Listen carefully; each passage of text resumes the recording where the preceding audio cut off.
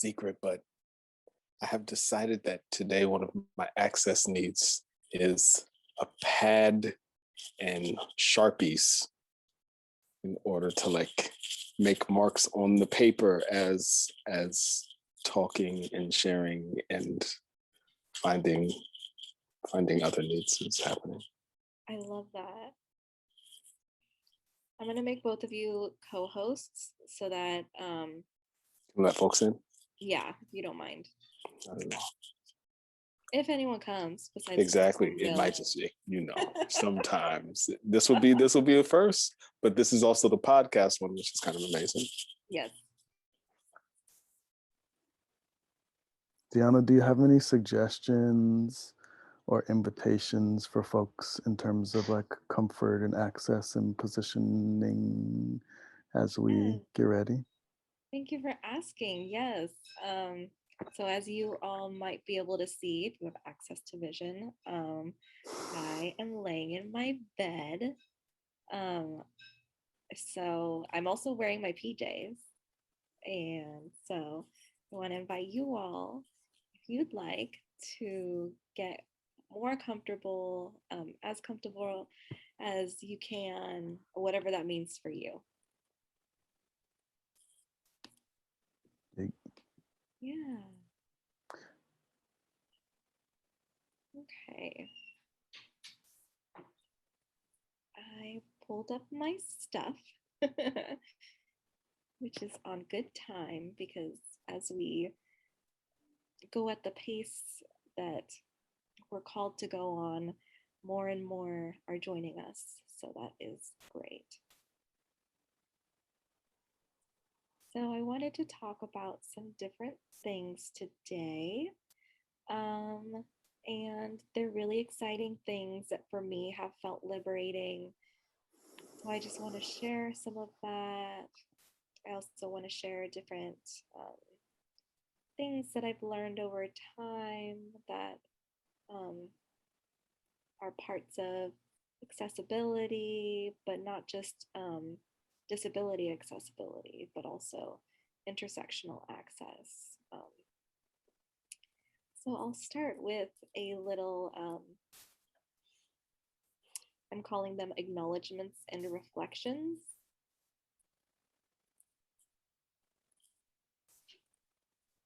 Oh, okay, no problem, Mona Lisa. I see your chat about internet.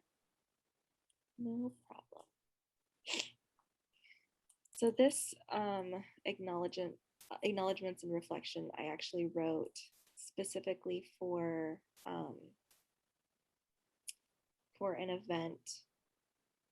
So I'm gonna have to in real time like change some language to better fit this here.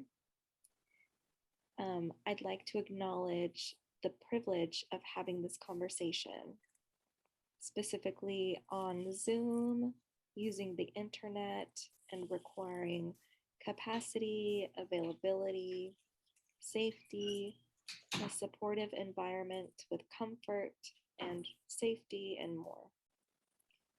I'd like to acknowledge that the pandemic continues and we may be reminded by world events about the insidious nature of intersecting oppressions. Content warning, I'll be talking about intersecting oppressions, including historic and intergenerational oppression.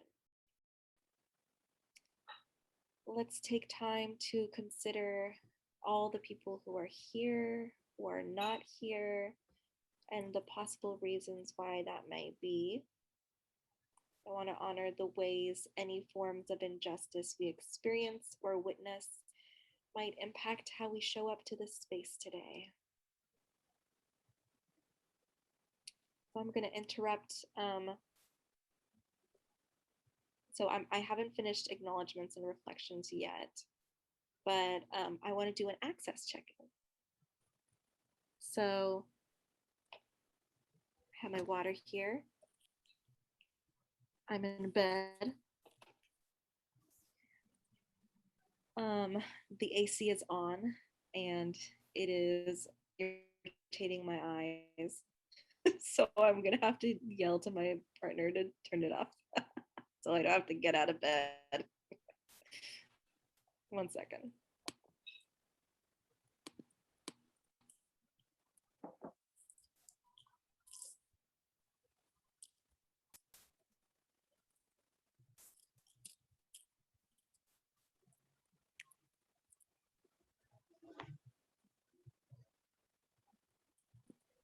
His headphones are probably on. I'll text him.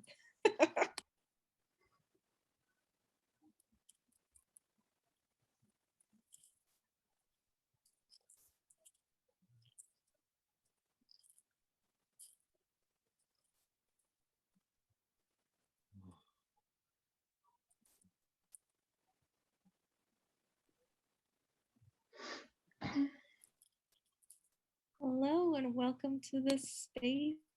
Thank you for coming. Ooh, karma. I will now continue the acknowledgements and reflections. I do want to share great appreciation to Amani and Tabi for increasing access to this space in terms of financial access.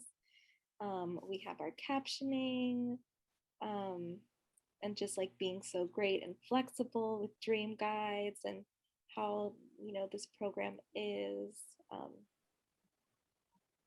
I love something that Coyote did, which was allowing for people to find the lands that they are on if they don't already know. So I'm borrowing that and putting the link in the chat. It's native-land.ca. And if you already know, I invite you to put it in the chat.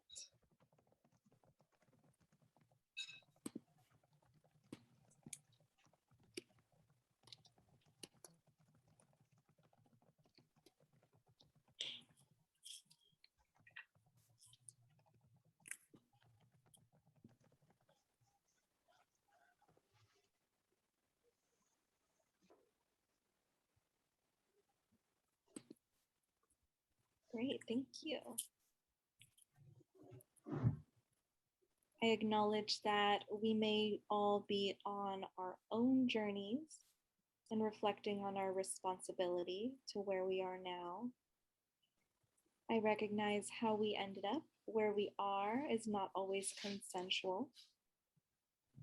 Let us also recognize the many continued forms of injustice that happen, which might include the ways in which many of us are treated by dominant systems and structures that claim to support or protect us, as well as sometimes the ways in which we treat each other.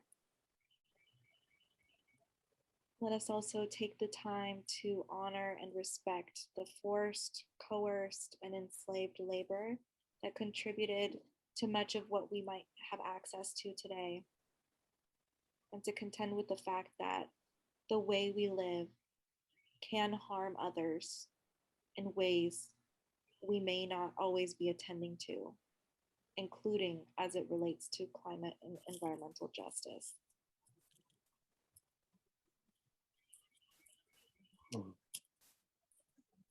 That was it. That was acknowledgements and reflections.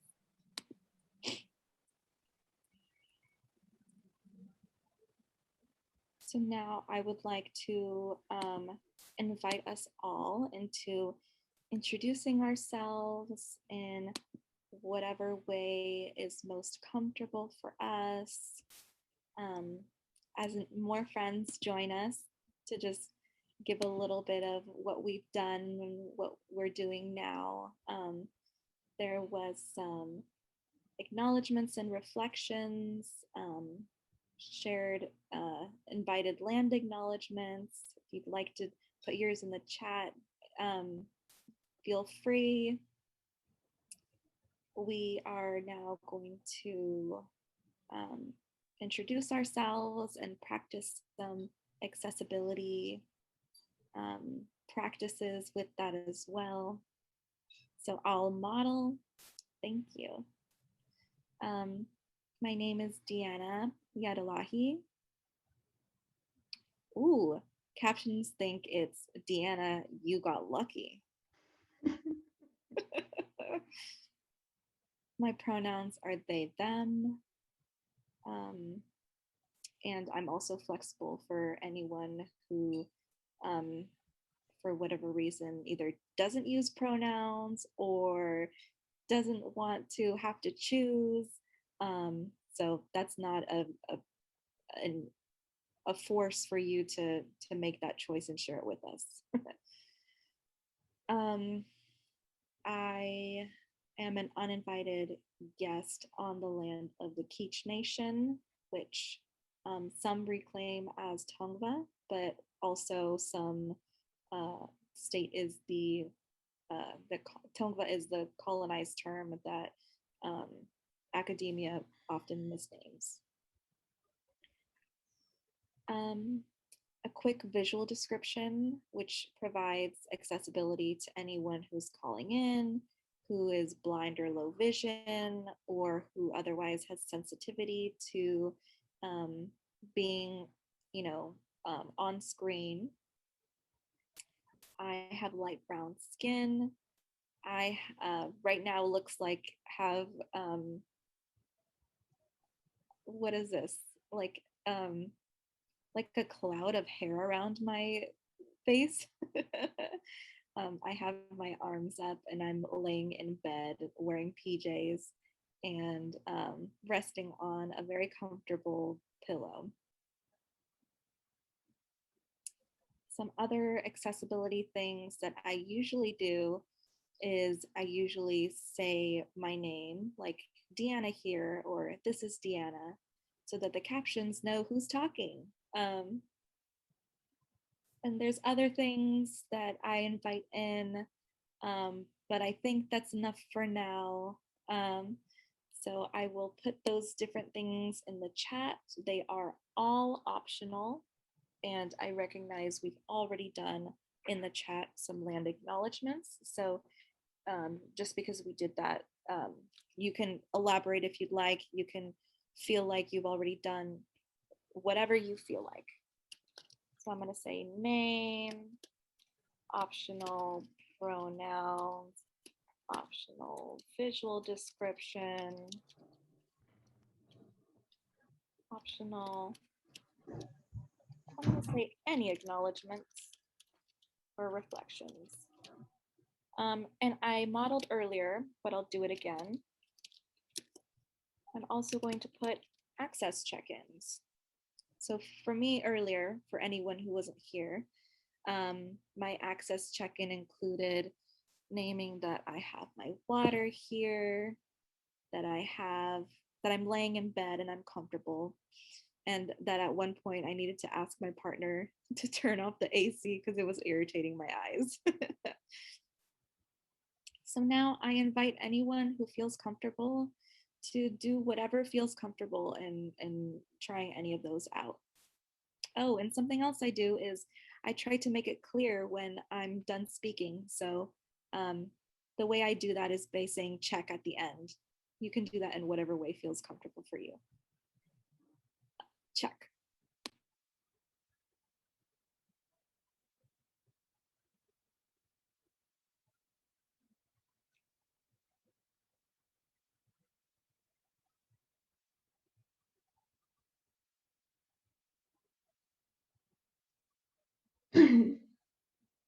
Oh, have I been unmuted this whole time? Okay. Sorry if that was distracting if anyone's on speaker view. Well, I guess I will go. I'm Isa, and my pronouns are she, her. I'm tuning in from land of the Occaneechi Band of the Saponi Nation, otherwise known as Durham, North Carolina.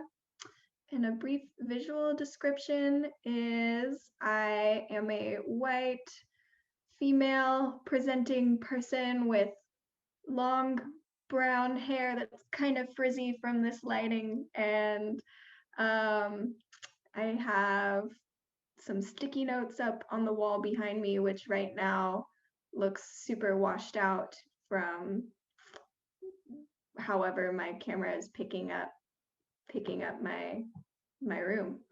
And an access check-in is that I wear contact lenses, and by this time of day they're super dry, so I will probably be poking at my eyes a lot or maybe even need to get up and get eye drops eventually. And that's all. Thanks.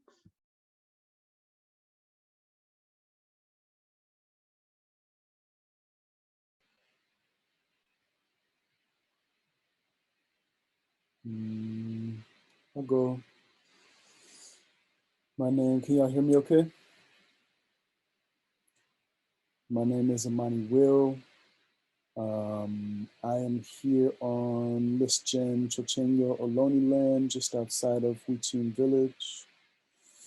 I am a tan skin, light brown skin man with slightly darker brown reddish cheeks because I've been in the sun all day and all month and for a long time now.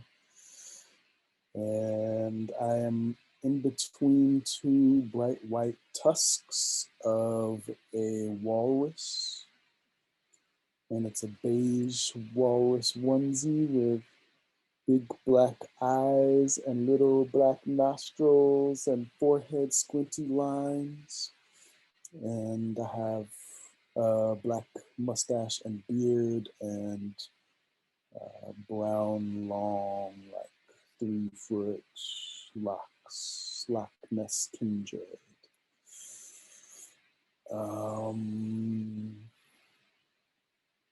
This conversation about access has been really powerful for me, and studying and learning with Diana has been super powerful. I am laying in bed and resting. I'm in a onesie and comfortable clothes. I am like continually practicing releasing any tightness I'm holding as like one of the hosts of this, and continually practicing being student here and turning to my like curiosity and excitement more than my like the position that I can sometimes hold when I feel responsible for other people. Got my water. Might need to get up and use the bathroom at some point. Yeah, excited to meet y'all and to kick it with some beautiful old deep homies as well in this conversation. Check.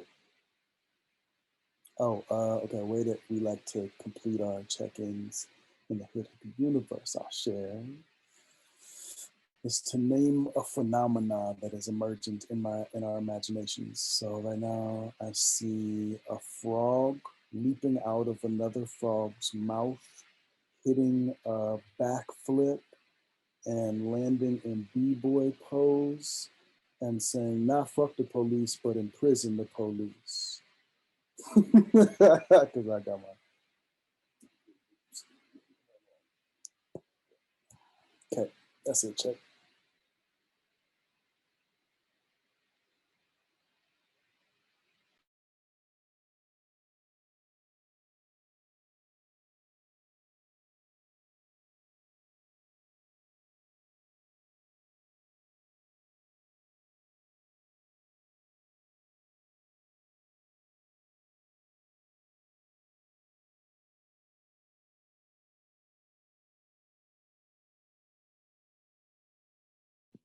If anyone saw me laughing, it's because I readjusted myself and my hair looks really funny. It's just really poofy and doing its own thing. And I was very surprised to see it in the video. Check.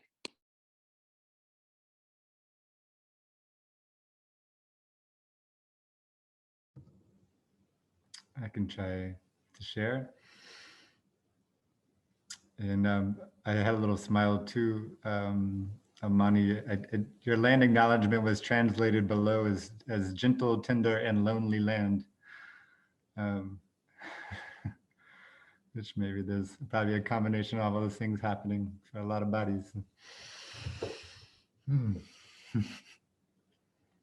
My name is Lucas, and I use he, him pronouns.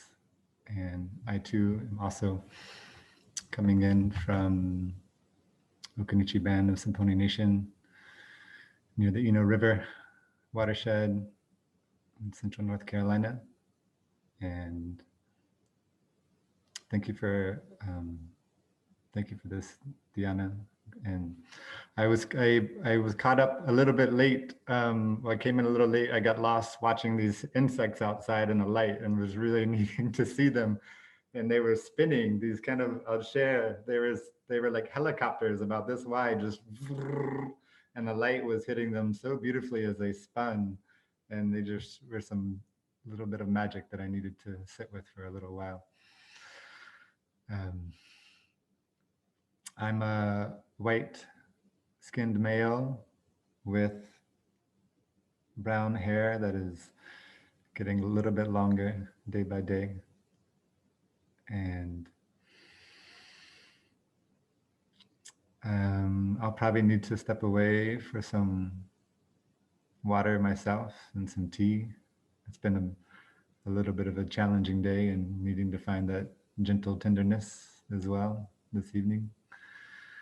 And I'm here in my house with my mom, and behind me is a window, and it's steadily getting darker outside as it's nighttime here on the East Coast. Check.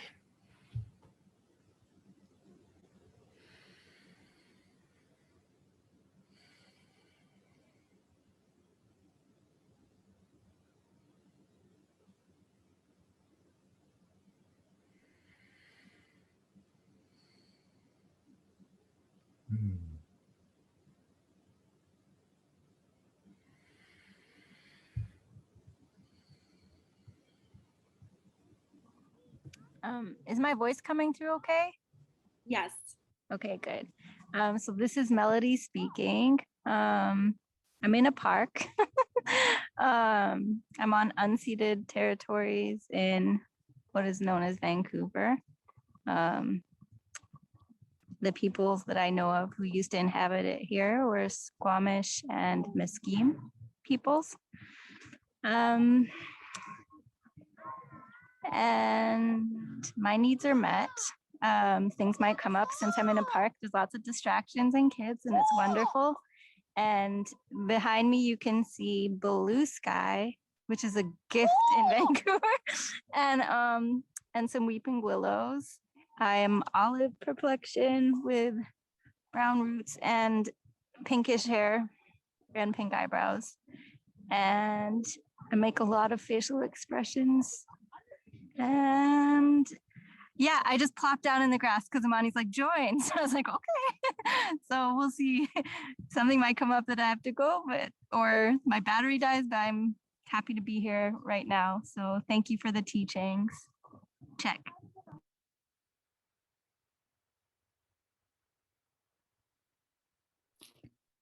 Thank you so much, everyone. I see that we have one from Karma that I will read aloud. Karma, Irish, Scottish, English settler, so Auburn with freckles, working and playing on the displaced territories of the Secwepemc peoples, because Canada, relearning, or I don't know that it says BC. I just assumed that means because it might not. British Columbia. Oh, there we go. Also, me with my texting language, right?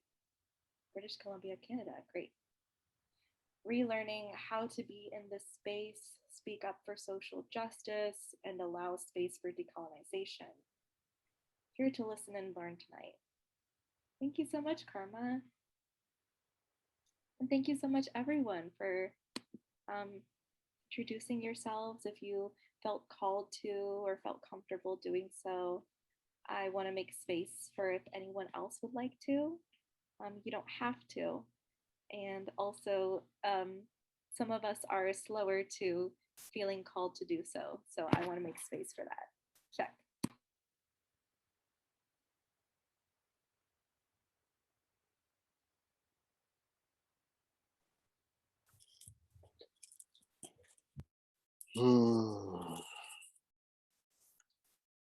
Hi, everyone.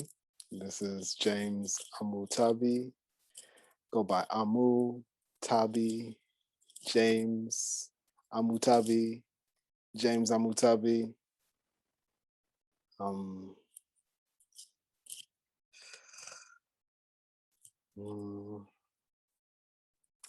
like to use the cheat sheet because it means that I don't have to remember what I was supposed to do. And that's part of this good access for me. Pronouns, they and he, visual description.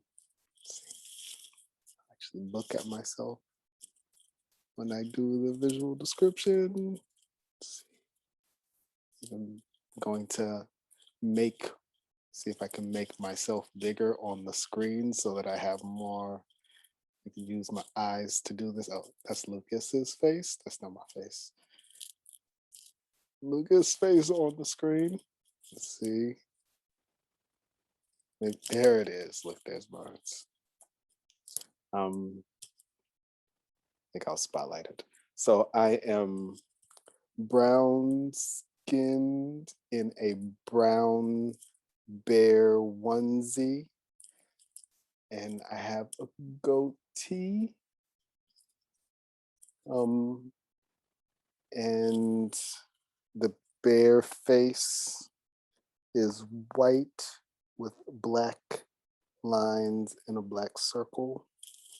I have white headphones coming down out of the onesie, which because the headphone, the earplugs, they're in my ear.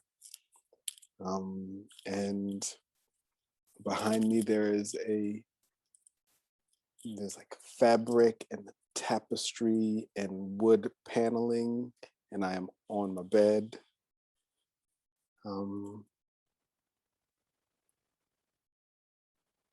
I am in I'm in Liston, that's a new one, Liston Ohlone territory, the like Chochenyo band of folks on a land that has been gentrified and has shifted form, and the people who are on the land have shifted over many, many, many generations. And I'm still in process in terms of how to do land acknowledgements in a way that include all those who have tended the land, those who have been brought to the land, so like that includes just the land itself with all its names, its many, many names over many, many, many. It makes me curious, like what the trees call the land and the rocks call the land and the birds. And so I haven't, these things that get quite complicated. They probably don't have to be, but sometimes it feels like there's so many possibilities. In terms of access check-in, I'm on the bed. I needed a onesie for this conversation. I have some sage next to me. I have some water next to me. I decided that I wanted to make marks on paper today. And so I have like pins and things so that I can just make marks on paper. And this is what's happened so far. It will continue. Oh, for those, it's black lines of different shapes and sizes and squigglies and little dots and all sorts of things on a square piece of paper. I am also in the process of this is actually in many ways the way I love the pace of this is my pace. been in conversations about like, even as someone who holds space or who would be called a host or a teacher, there's a way in which I would prefer to come into space with a lot of stillness and slowness and letting in silence and kind of letting folks find themselves in that process and like get comfortable or maybe get uncomfortable enough to then find comfort. And this access conversation has really been for me the like unfolding, unraveling, unwinding invitation into like, oh, what do I actually need to be here? What does it act? What are my like? What does my body need? Where does it need to be? Do I need tea? Do I need eye drops? Do I need to lay down on the grass? Do I need to shut off my screen? What are the things that let me be fully present? Yeah, I think that feels complete. Let's see. The trees begin blowing in the wind, and they hear me say blowing in the wind, and they go and they're like, I'm dancing, bear. This is dancing, not blowing. This is dancing. Okay. Check.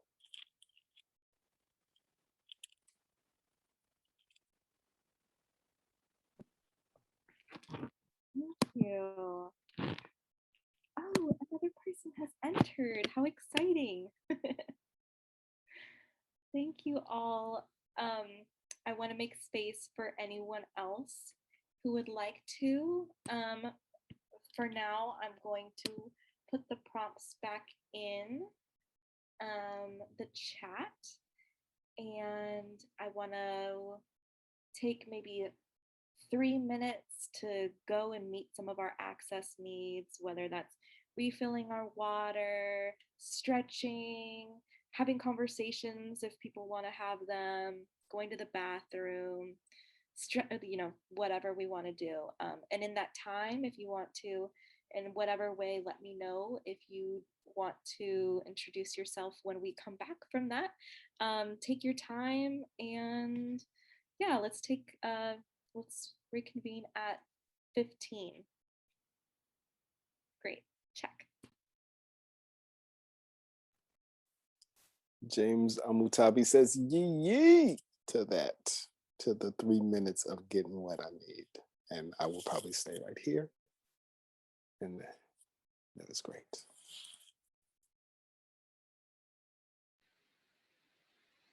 Okay, Mama Lisa wants to try to introduce herself.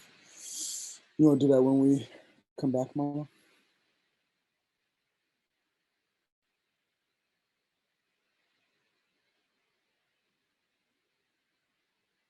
Malakuti! Welcome, sunshine. Sunshine, yee! Welcome to the access. Yo, what park is that, Malakuti? It's Trout Lake. It's my favorite. It's right by my house. I'm so Hey.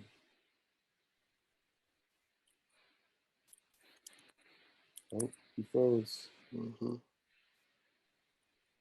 So. Favorite and so. Mm-hmm. different ages who read and picnic and walk and jog and bike and laugh in this park. Yeah, it's nice. I really like the vibe here.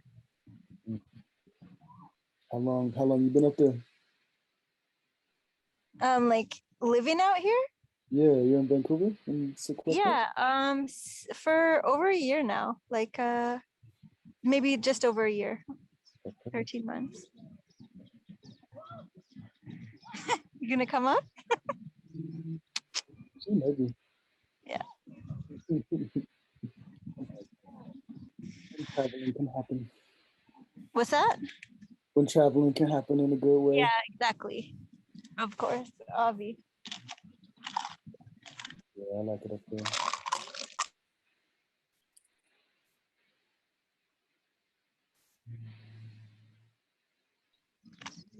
There's mountains over there, if you can see them. I don't know if you can, like between the trees. A little bit. A little bit. They're snow capped Okay. Oh, I don't know if I in can the back. see that mountains. Which way is the bay?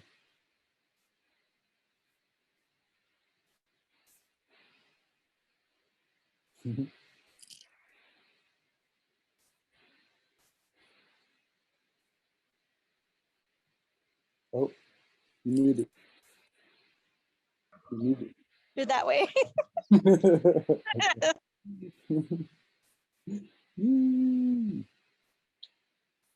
I like hanging out with people who are like at the same time, who are all over the place. Mhm. It's kind of cool. James Amutabi says, "Ye to that, people all over." That was Amani Will was saying that I liked. This is Amani Will, and I was saying I liked it. Amu, it's so nice to see you. Been a minute. Brother to the father.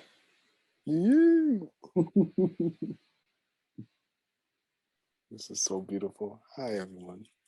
It's James Amutabi saying hi to everyone on the screen. Noticing something about this pace, even as someone who really appreciates the like slowing down, the like access, the wanting to like get comfy and like settle into myself. There's still a little like edge of like, oh, is something else supposed to be happening? Is there something else that's supposed to be happening right now? Is that what's going on? Okay, maybe no, this is it. And so with the this is it, I'm going to show you all the marks have extended a little bit. Like now little teeny dots have like traveled across the page and down the edge of the page in zigzag form. Yay! I love it. Thank you, Toby. Okay, that's better than all the other things that they've tried to say. And of course, now Stella Rose,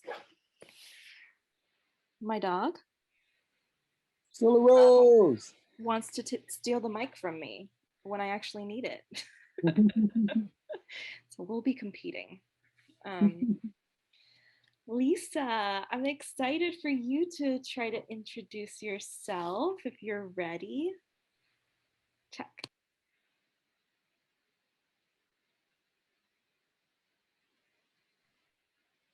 Let's see if my internet will let me, because people are freezing and I get the little message that says, your internet is unstable.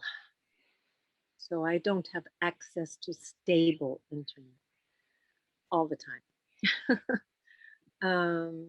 So I use she, her pronouns. I am a 65-year-old woman with these wrinkles on my neck that I don't like, that I have this pale, it's not exactly white skin, it's kind of pink, but I am white, and gray hair that sometimes looks brown depending on what the lighting is.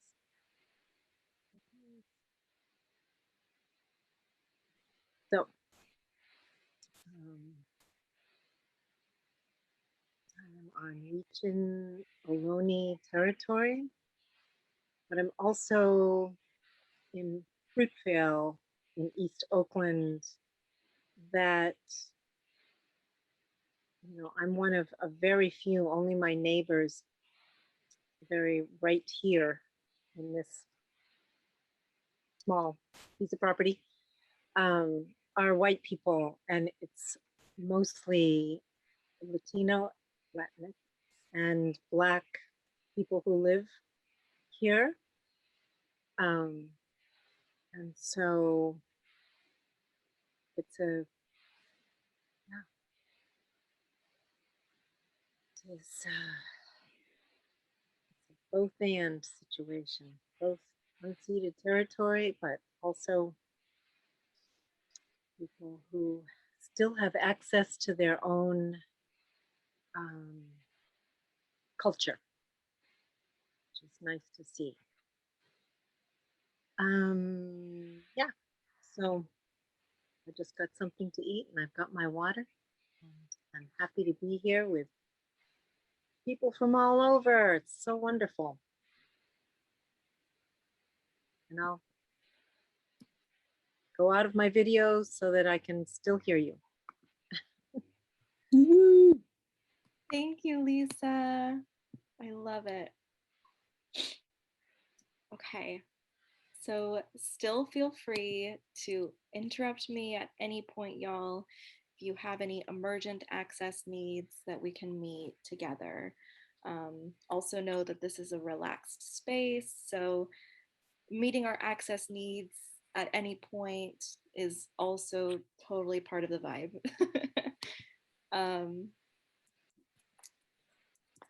Yeah, I want to move on to talking about some things that have felt liberating for me as it relates to disability and access in particular, with access being more than just related to disability. Yeah, if you would like to introduce yourself, we would love that. And I don't want to put you on the spot.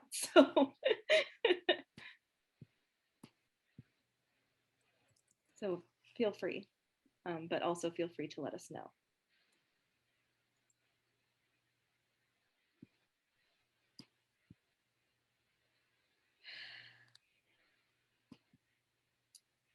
Some things I would like to start with includes talking about what ableism is and why it's experienced by more than just disabled people, or even people who are identified as, labeled as, or know that they're disabled. So Talila Lewis writes that ableism is a system that places value on people's bodies and minds based on societally constructed ideas of normality, intelligence, excellence, desirability, and productivity.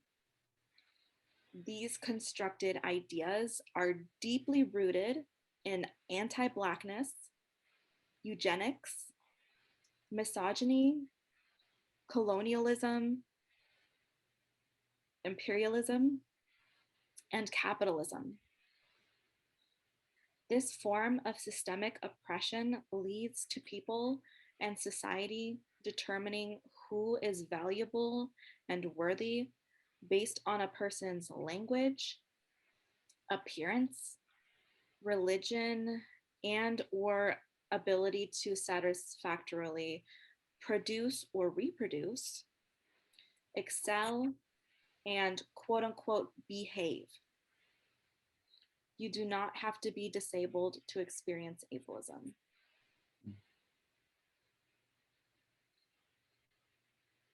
I'm going to take a moment to drop that into the chat.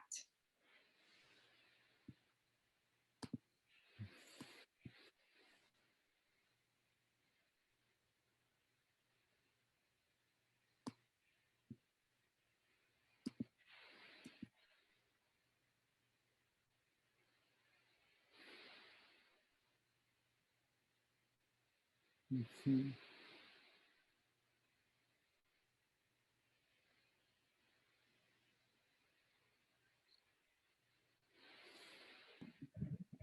Deanna, may I ask a question? Yeah. Do you see ableism as rooted in patriarchy in any way also, or misogyny? Yeah, definitely, 100%. Yeah, I think, or let me respond to that with not my own words, which I think is better. So Talila Lewis also writes, ableism and racism have always been inextricably linked. Each of these oppressions informs the other and depends on the other to survive and thrive. Therefore, oh wait, this is not the one I wanted to read, but I'm going to read it anyways. Therefore, it is impossible to end racism without ending ableism, and impossible to end ableism without ending racism. Oh, this is a part. I could have just skipped to this part, but oh well. Ableism is also at the root of every other oppression. And part of like understanding the intersectionality of ableism is also this very specific part, which is the ways Black and Indigenous peoples discuss disability are not the same ways in which white people discuss disability. Disability often is so integral to Black and Indigenous experiences that we do not have to name disability. I think that there's this false belief that like only certain identity groups get to talk about certain issues. And I think that that's especially complicated when we're not recognizing the ways in which some people have the privilege of knowing about disability and others don't. And also that even when we try to talk about disability, it's always contributing to erasure, which is why I love this definition of ableism, which does say for one of the parts that it's rooted in misogyny. It's just like so impactful to all of us, right? Like the parts about how we are supposed to behave and how that is inherent to our value, and how ableism can be internalized and all of these things. I think it relates to all of these different systems of oppression and understandings of identities and topics that we talk about.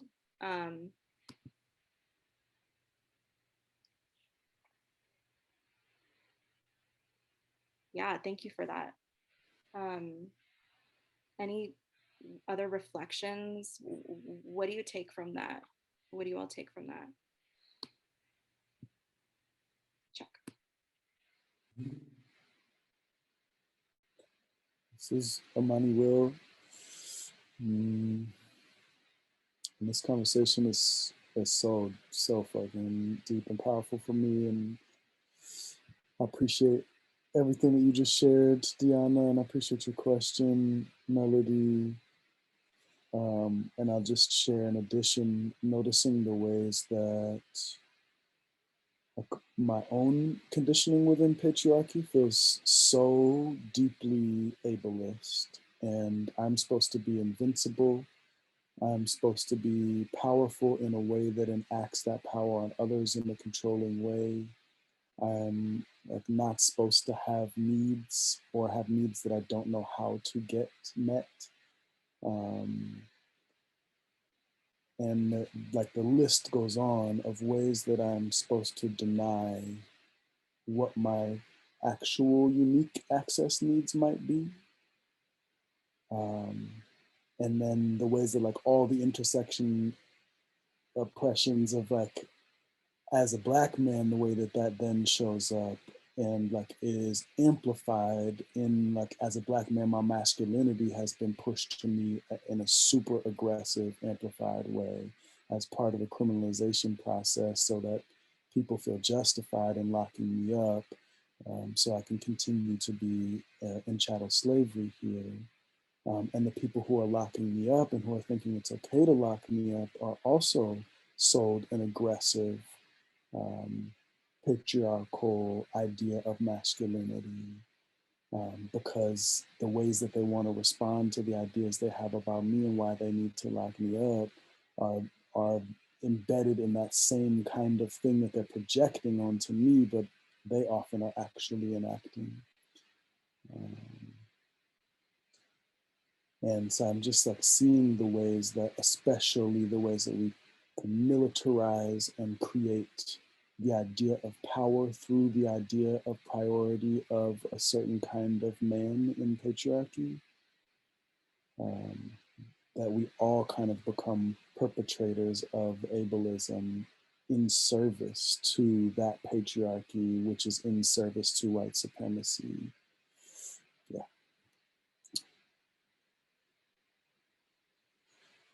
This is Amani Will. Red cheeks, a little sweat on my forehead. I have some tears on my cheeks as well because I was impacted by reading, and listening, and feeling. Thank you.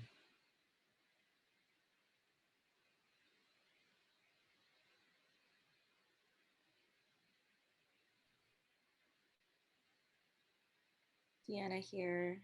Thank you so much, Amani. Thank you. That's all I can really say.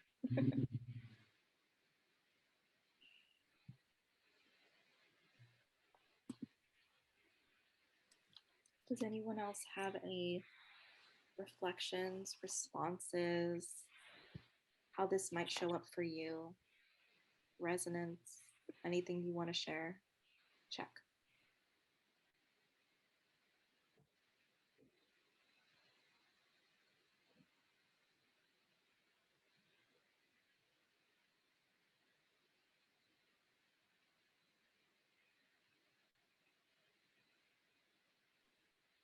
Lisa here. I said thank you in the chat, Deanna, because, when I think about access, it's more about physical ability to, to see, hear, walk, that kind of thing. And I really like all this that you put in there that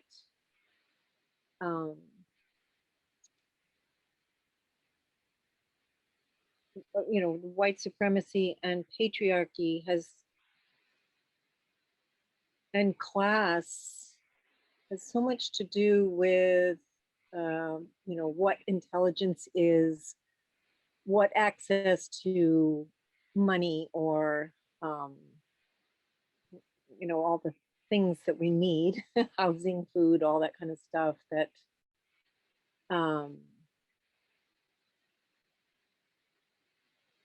and power. It's the power to make change, the power to speak up and, yeah. So systems, how to have access to systems that can actually, can actually meet people's needs in all the different ways. Yeah. So it's thank you for expanding my knowledge and awareness.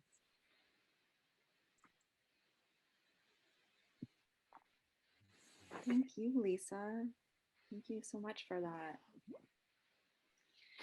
You reminded me of things that I gives me a direction to go in for this conversation. So I thank you as well so much. I still want to make space for anyone who wants to comment. So just if you want to put your name in, or great, go for it. I see you unmuted. Just to continue to loop everyone in on the process of this piece with Marx, bunch of thick lines with little lines and dots have now appeared on the page, and it continues to grow, continues to become a thing. I don't know what the thing is, but it's doing something. In this moment, I want to give thanks to artists who inspire me, including one that is in this room right now, Lucas, for the ways that Lucas has shown up in the Hood Hip universe and like created art and shared it with us and shared it with others, and giving big thanks to the ways that the art is flowing and showing up. Yeah.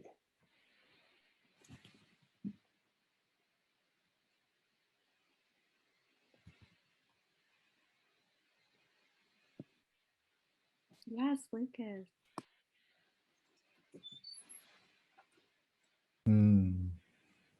Yeah, thank you, Mutabi, and all the other artists present here too in this space. I think I was feeling just through your words and just the very quick reflection with artists, and just that recognition of how much like the ways of seeing and listening and feeling and sensing into everybody's like earth-given beautiful powers that can move around and sense into multiple dimensions, just how quickly those get so violated in these colonial school systems, and in what feels like the increasing nature of the capital tech world moving its self through all these spaces into deeper and deeper contracts, and what that means for the casualties towards all these beautiful bodies and children that can grow up with such immense capacities to relate, to sense, to feel, and to express, and how so quickly that gets frankly for many that gets entirely destroyed. And then you can just be lucky if you have the opportunity to recover some of that. But it feels just that's the part that I feel in working with children and sensing into spaces for really early childhood, to be able to support the beautiful powers and the ways that they're learning to utilize all those capacities. And then how quickly, as you mentioned, Deanna, with all the other ways that within those systems, in particular, and personnel that can be in those spaces, those can be devalued, ignored, and not supported, and also deeply violated so quickly.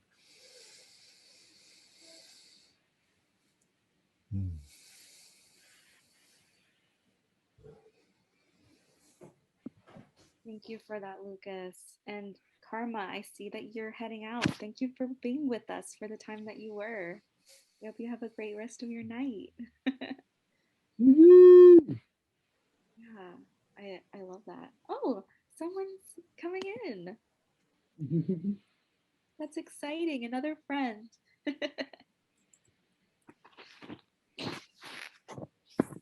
I'm really excited by your contribution just now, Lucas. It reminds me of a lot of things that we can talk about. It reminds me of there's so many different. I'm just too excited right now. Let me just take a second to ground myself. What's my next direction? Okay, I know my next direction.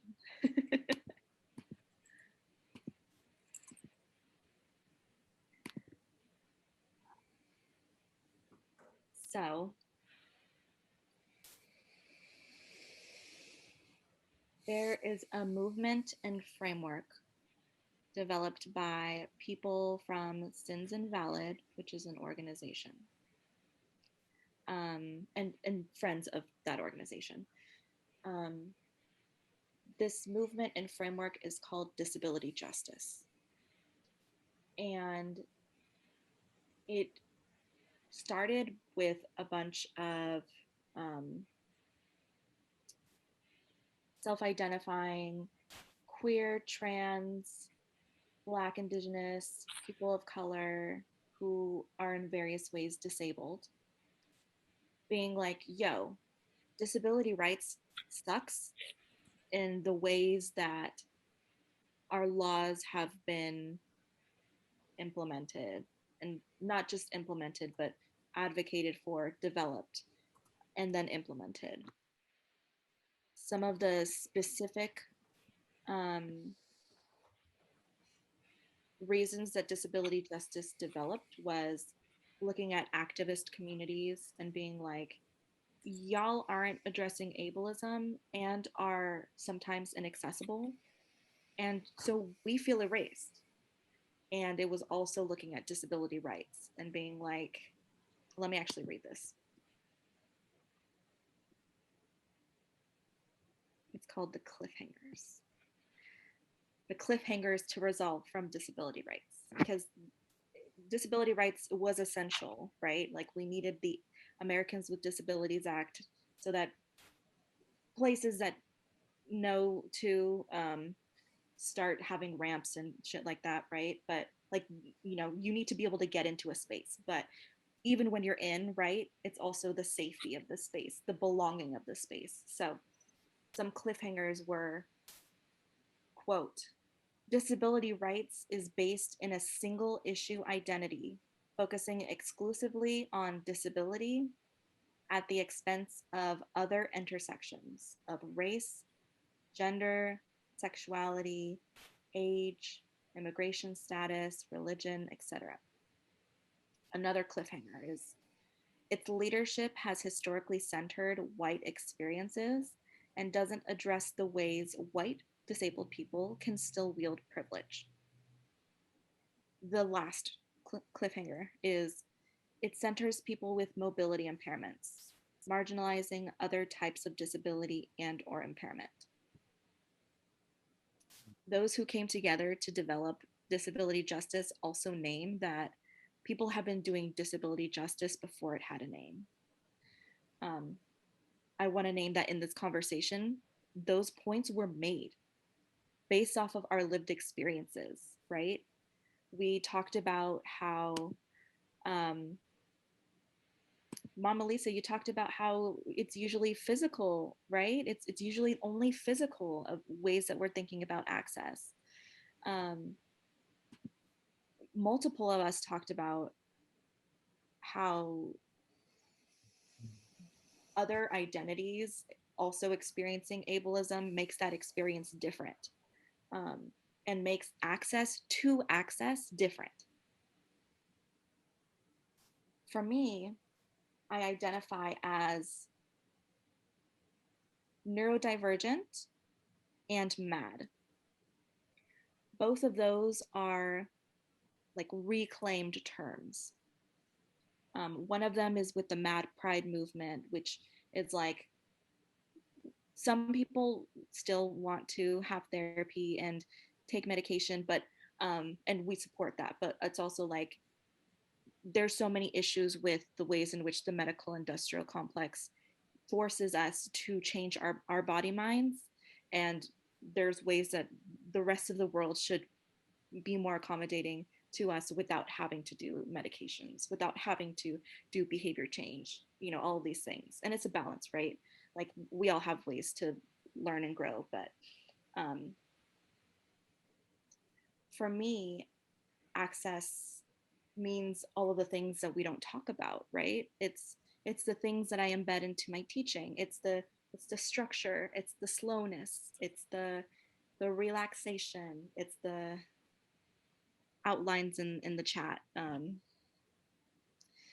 And so remembering back to Lucas, you talking about like in school, right, supporting students, some of the ways that we shame neurodivergence in the classroom, which I feel like is probably going to resonate with a lot of us, is the shaming of those who don't fall in line with typical social behaviors calling out each other's productivity and work habits, mocking methods of cleanliness or organization,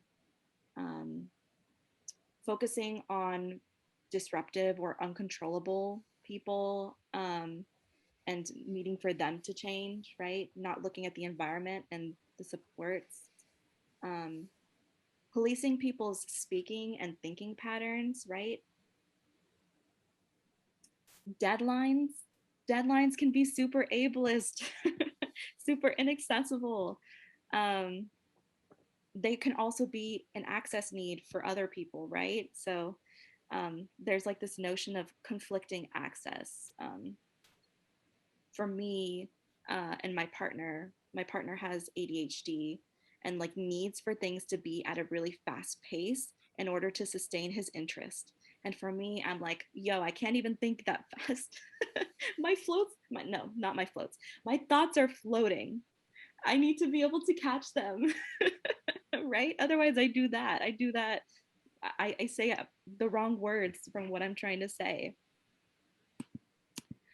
Yeah, I think about, so here, let me drop the link in the chat. Oh, I love that. My floats are thoughting. Yes. Love it. So here's the link to the 10 everyday ways in which we shame neurodivergence, which I was just reading from.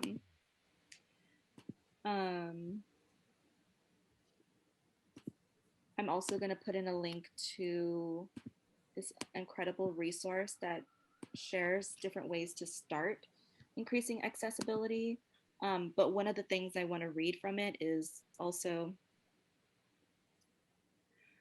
the beginning. So there is so much people can do when it comes to accessibility. For some of you, this may be the beginning of thinking more intentionally and expansively about accessibility, while for others, this may be an opportunity to deepen your understanding of access, which they have actually. So there's a list of 10 things, and the 10th one is expanding what access means to be more intersectional. It says, in ways to start creating access. Blah, blah, blah, blah, blah. Access should be a collective responsibility instead of the sole responsibility of it being placed on just one or two individuals. It is all of our responsibility to think about and help create accessible spaces and community. This is not about everything being 100% accessible to everyone, but rather centering access as a core part of the way that we want to live in the world together, as a core part of our liberation. So for that, it's reminding ourselves that like existing is resisting. Self-care, pleasure activism is doing this work too. Like taking care of our own access needs is first and foremost. It's not about like checklists of, do you have captioning? Do you have American Sign Language interpreting? Do you have, like wheelchair access? Like those things are important, right?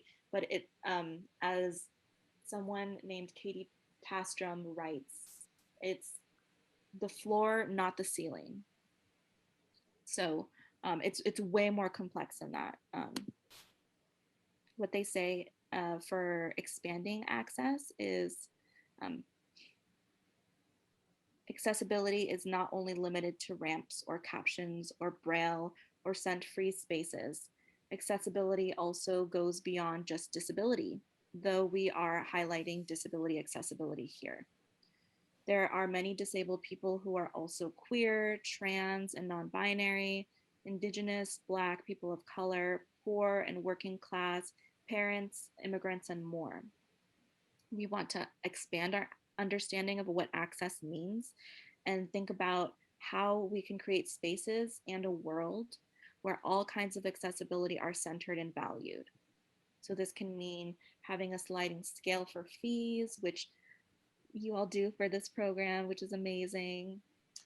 Online options for participation, in addition to in person when in person is the majority of way of how we exist in shared space, flexible time and pace of activities, venues that are close to public transportation, childcare, sensory support room, gender neutral bathrooms, no flash photography, being mindful of police and security presence, food, multilingual spaces, accessible seating, acknowledging Native communities and the land upon which we are on, respecting different spiritual and religious practices. All of that is encompassed in access when we think of it from an intersectional lens.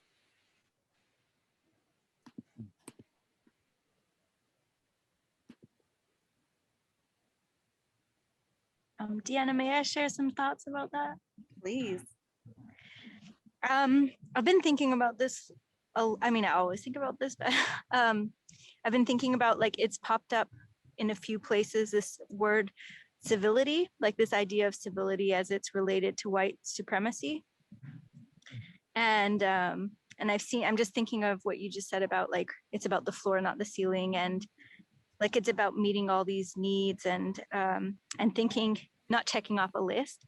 And I've thought about how, like, you know, the development of white supremacy and thinking that, you know, what whiteness is superior and others are inferior. A lot of it has been revolving around this.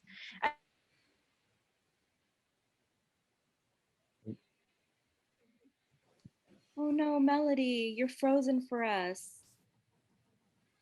Yeah, Deanna, like, I would like to add something when there's a chance. Okay, thanks. I'll let you know. Is this better? Yes.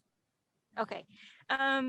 So, like, so I was thinking about, so I wanted to say that this this word is not one that this concept is not one that I created, but, like, I mean, the idea behind it, just that whiteness has organized itself about a racial superiority around, you know, that whiteness is civil and everyone else is, like, uncouth or savage or wild or just inferior in many ways. And so this idea of the checklist to me, like, follows suit, you know, because it's like, as racism has evolved, it's around, you know, before you could be overt about racism, and now you can't, or it's not acceptable, or it puts you at risk, or you're held accountable, or whatever you want to call it, all of those things.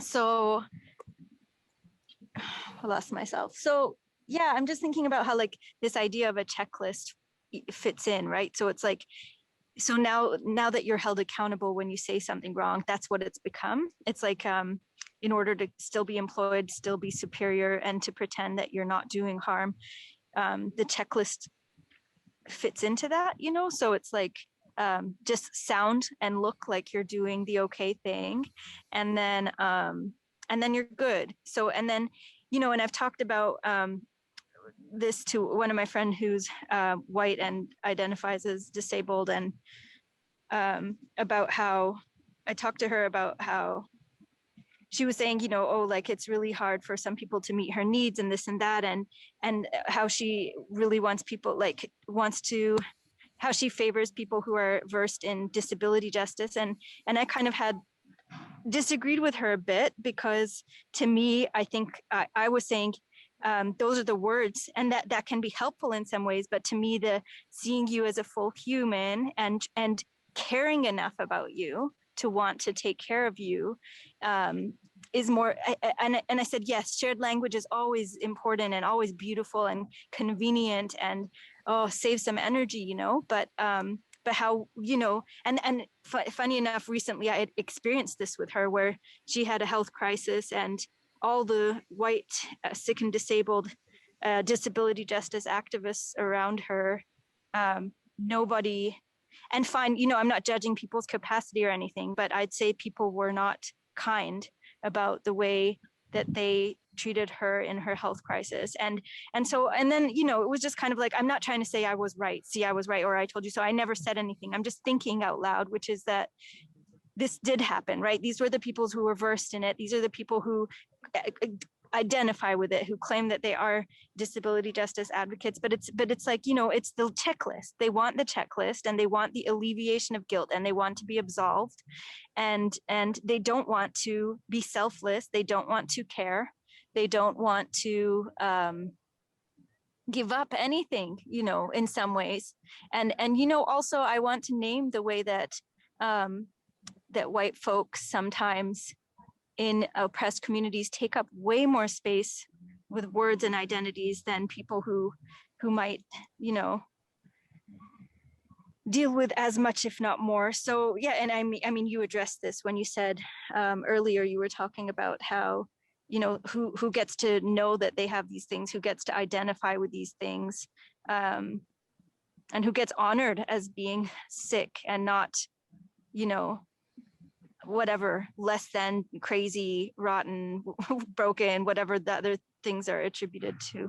I'm kind of talking circles, but I'm just thinking about this idea of the checklist, and that really spoke to me, and about how I really think kindness and like love and selflessness and unity and connection are like, I think, like, it's great. I think it's so great to learn about these things and become aware of other people.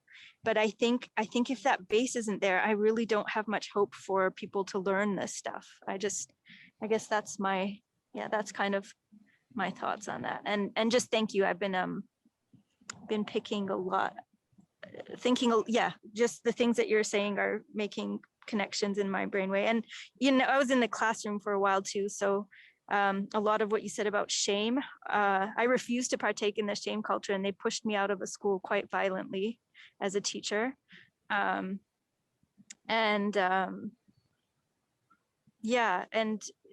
just how much they relied on shame, and really how much it targeted Black boys in the Bay Area, especially. Thank you. That's my thoughts. Clear. Check. Thank you so much, Melody. Lucas, I see you're unmuted, so if you want to, was that not on purpose? Okay, no problem.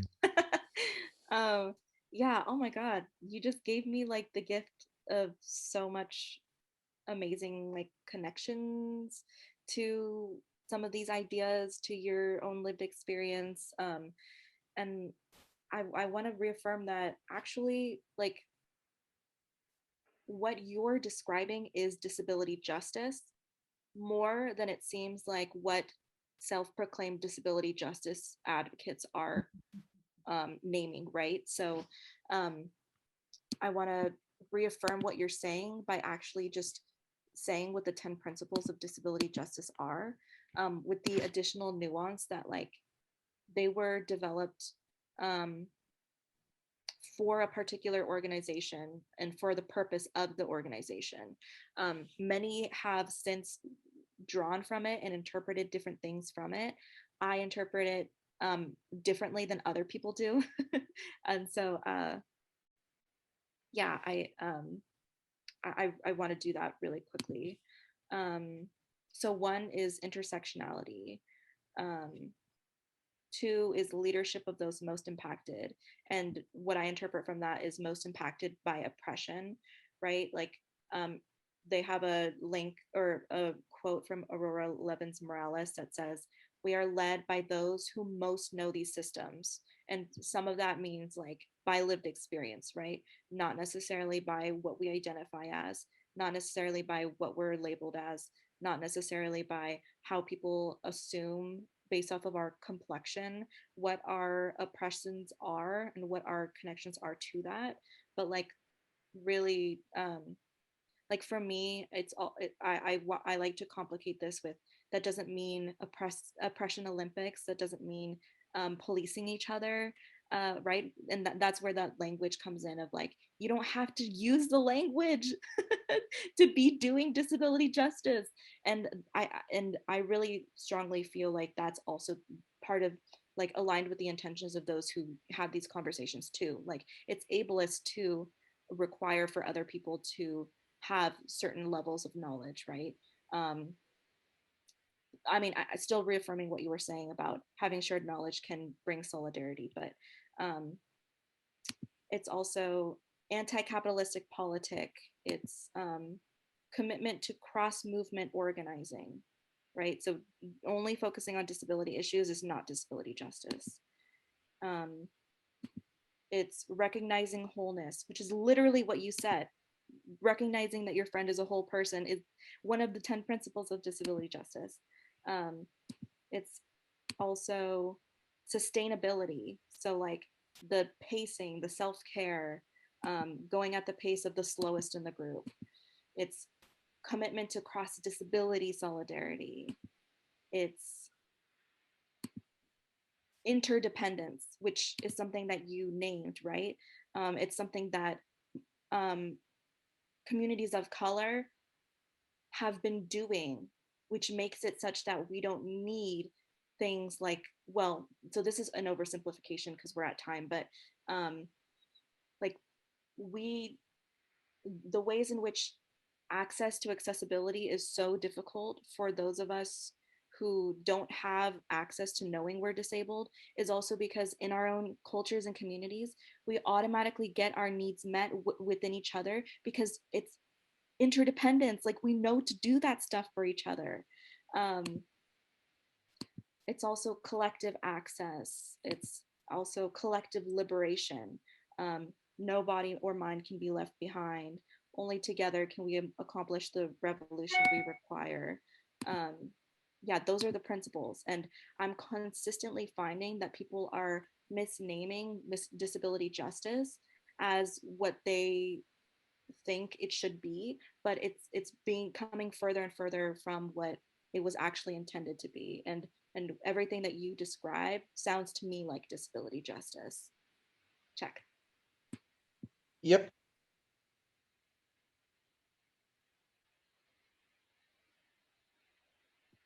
Yep. Well, so we're already at time, but That's fine. Go That's ahead. fine. Just like I want to thank you all just being here. Just thank you so much, all. We're good. Like I don't want to interrupt anybody else because I know people have their times and their spoons, so I understand. Oh no, it's okay. I was looking forward to what you had to share, Will, Yeah. if you would like Yeah, to. I mean, like Deanna, like basically, I'll tell you, back in June when I first met her, just through a bunch of connections, like you've taught me to be my most authentic self, and you have and be more, I mean, resilient and deeply understand what disability justice really is. And I've definitely seen collective access literally connect deeply with universal design because you're trying to understand different people's needs, like and like in a whole, and you're not trying to segregate them as you're designing something. If you're like recently for one of my classes, I was finding an article from Adapted Physical Education, and there was one physical education teacher who is trying to use universal design for learning for a hockey unit by incorporating some students with like frisbees for larger sticks, some people using some beeping balls and trying to make it a more controlled game, but the students end up misinterpreting that and just throwing a frisbee, and that's not getting all the access needs and universal designing stuff, because you're trying to create less barriers and put different, like you have to put different modifications in the game to allow participation and not for separate games. You're not doing universal design or disability justice if you're doing that. Thank you so much, Will. Yes. So I'm gonna put it in the chat. Amy Hamrai. So Amy Hamrai has this book called Building Access, The Politics of Universal Design, and is like a person who identifies as working within the realm of disability justice. Universal design is actually critiqued as a thing by some in disability justice spaces because it's the checklist, right? It's the if we do these things, then we think that we're designing for everyone. But what about the people who we need to design for, who we don't have access to even knowing about, right? That's why there's the access check-in. That's why there's relationships, not checklists, which is what I was, I put the link in that for that in the chat earlier, is what I was actually quoting from my memory when I said is like disability accessibility is the floor, not the ceiling. Building access is different from universal design. Building access and making space for talking about access needs, for thinking through conflicting access is very different than universal design, because universal design doesn't give us the resilience to work past when universal design doesn't work. It's like people think that, oh, because I'm doing this checklist of the needs that I have access to knowing about, that I'm, doing inclusion and I'm doing it as best as possible, but then that contributes to erasure. So thank you for bringing that up, because I hear that in your example. I hear that in your critique of your PE teacher or professor. Yeah, thank you for that gift. Check.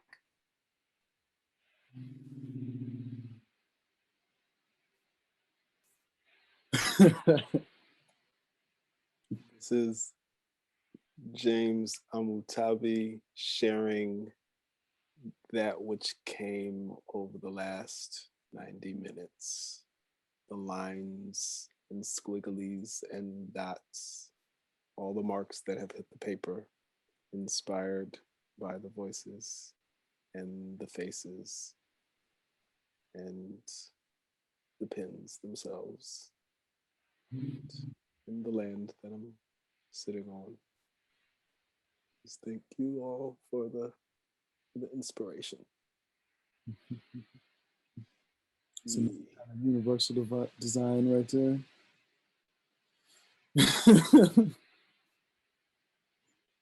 Monty Will says, "Yee."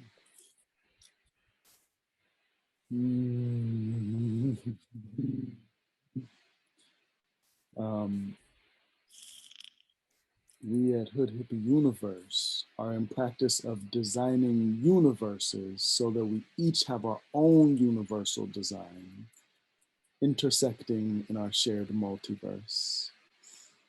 Knowing that maybe even in our own universes, a universal design is not enough, and maybe we actually need to know that there are parts of ourselves that even we have not yet to know or to include, and that we need models to make sure that we are continually inviting the parts of ourselves in that we are just coming to meet, the parts that we are just dismantling and releasing, transforming with.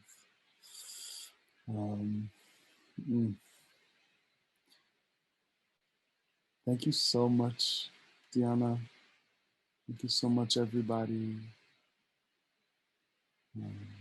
This conversation is so deep, and is for me one of the kind of edge pivotal places of exploration in what we've been up to so far with decolonization for dreamers, and part of the reason that we wanted to include this and your teachings with our 12 Steps of Decolonization podcast, which we'll transition into in a minute, is because of the power of the access point of access and disability justice as a central and essential and elemental place for decolonization and for equity and justice. And really opening up the conversations of access, disability as an aesthetic, of designing our cultures, knowing that each of us have unique access points to ourselves, to our gifts, to our worlds, to our resources. And like, it makes me think of what Melody said, of just like, and what you've been saying, like how do we turn towards the aesthetic of commitment to care, commitment to curiosity, knowing that, that this is an emergent process, existence, and shared existence and justice and access.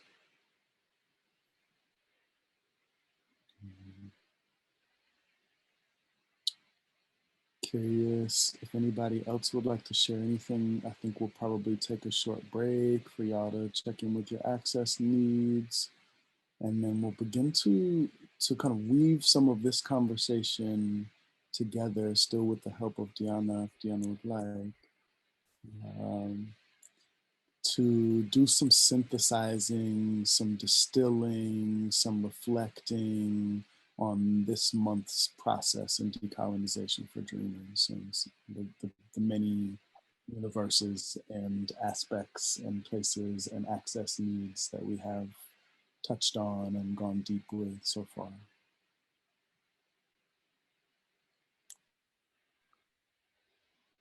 Anybody like to share anything, ask anything? Does anybody need to leave as part of their access needs that wants to say, peace out, I'm actually not gonna come back for the podcast, etc.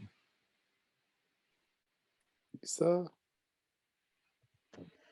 I was thinking a little bit about how a lot of our language around disability is centered around a paradigm of deficit and a hyper normalization of white supremacy as the norm and as what is real and valuable, as opposed to a framework of us being individual, unique expressions of these stardust earth bodies that have different ways of connecting and of being in space. And so,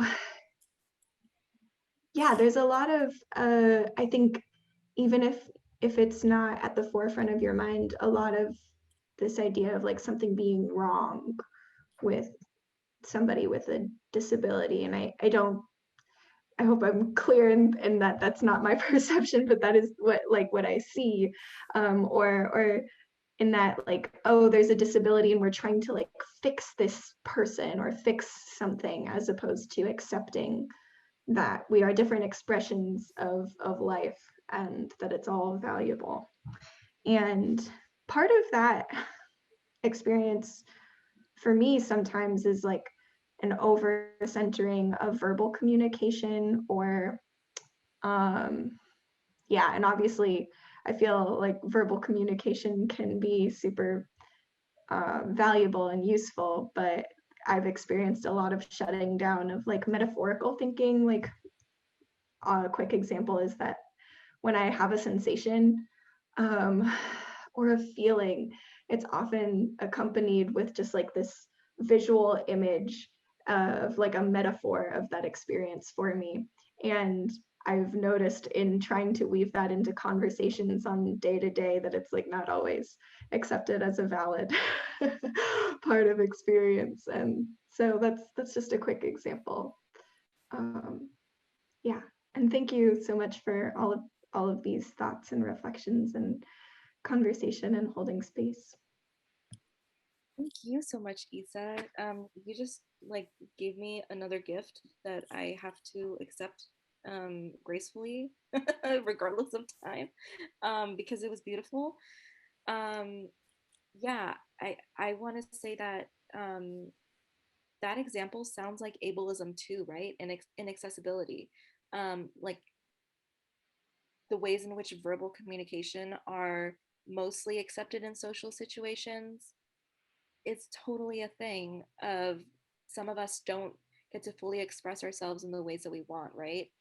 Like if we were in a traditional quote unquote Zoom, and if I were to be assuming that Tabi wasn't paying attention because Tabi is doing the beautiful doodles, right? That's like part of that too. So me knowing that Tabi is like being the best Tabi that Tabi can be in this space by engaging beautiful artwork that then is also shared with us is part of that too. And that reminds me of your example. I something that I forgot to mention that was you literally gave us the gift of this. This is someone else saying similar things to what you've just said.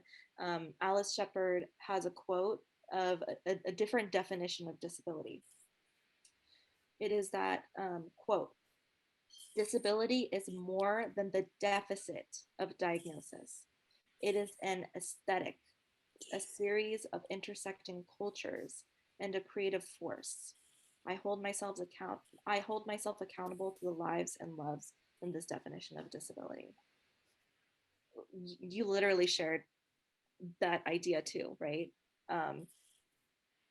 It's more than the ways in which we've been conditioned to believe is what it is, right? It's more than the deficit. It's more than the diagnosis. Yeah. So thank you. Thank you for that. Yeah. Thanks for being here. Oh, I think Amani said, I feel called out when you said the thing about verbal communication, right?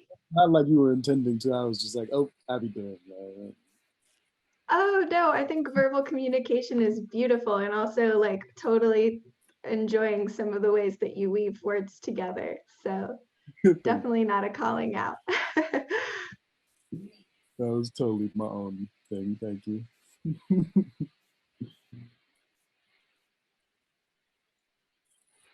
So, how are folks feeling? Take like a 5-minute break.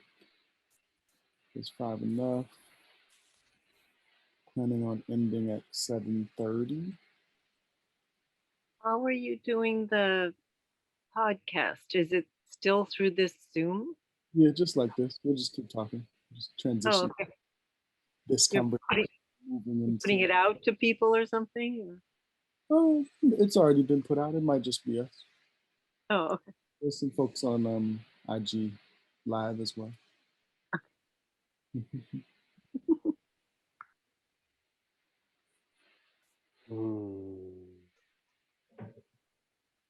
I feel the need to move my body around, and